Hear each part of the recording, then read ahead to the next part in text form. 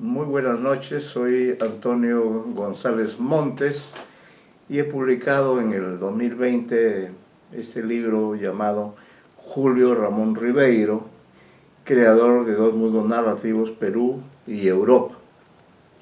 Y se me ha hecho algunas preguntas a manera de reflexión para poder descubrir qué es lo que yo he realizado mediante este trabajo, ¿no?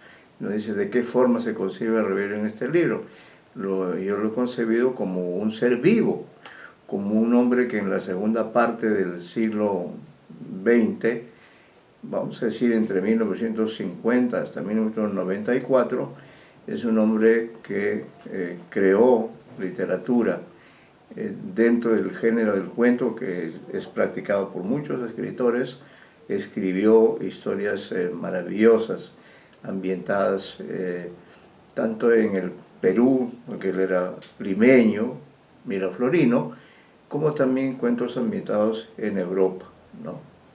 En cuanto a qué se ha encontrado el escritor en el proceso de escribir el libro, como dice Ribeiro, la escritura, cuando uno escribe, en realidad está desarrollando un método. Entonces eso ha sido para mí muy importante porque como yo tenía ya las ideas claras sobre lo que quería, que era mostrar a Ribeiro a la vez compartiendo con sus lectores dos mundos en los que él había vivido, lo que he hecho al escribir este libro es simplemente sistematizar, analizar a cada uno de esos relatos, sea que estén ambientados en el Perú, en cualquier parte del Perú, como también aquellos otros cuentos en los que el personaje, como bien se dice, en condición de migrante, está en uno u otro país y vive anécdotas, circunstancias, situaciones difíciles que Ribeiro ha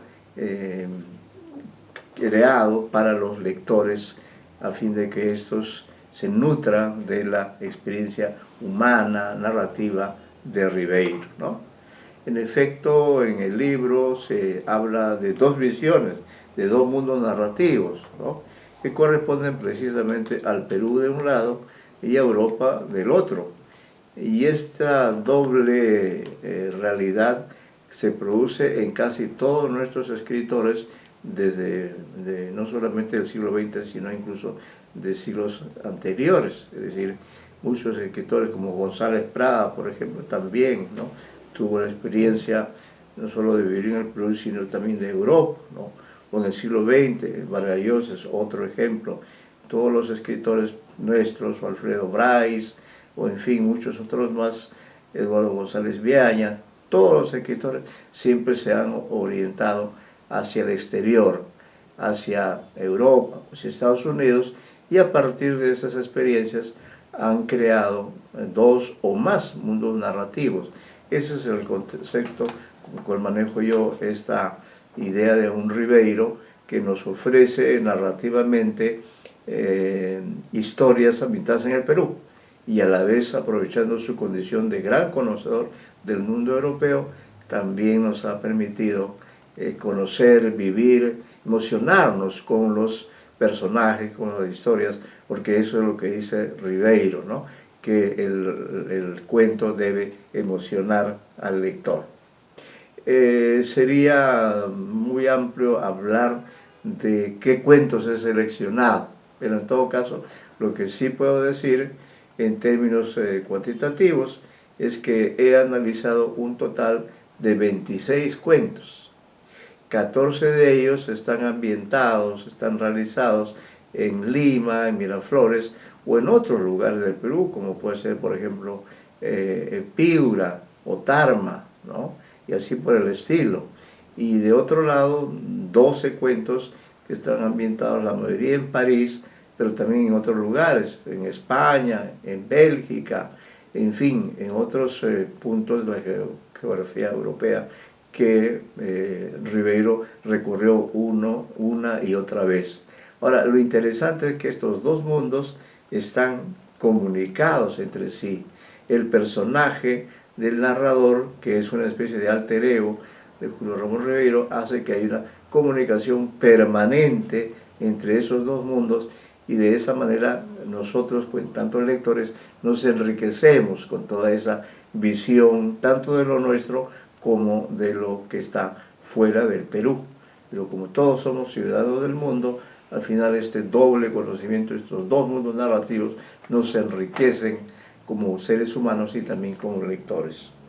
Se nos pregunta también a qué conclusiones se ha llegado después de estudiar la obra de Rivero. Bueno, la conclusión a la que llego es a que tengo que seguir leyendo, tengo que seguir analizando, produciendo más libros, porque hay muchos aspectos, incluso hay algunos cuentos que no he podido analizar, que son maravillosos, que son extraordinarios, que muestran verdaderamente lo humano que era Ribeiro, al evocar incluso personajes de su adolescencia, como el cuento Los Otros, ¿no?, que es uno de los que quiero analizar en el futuro.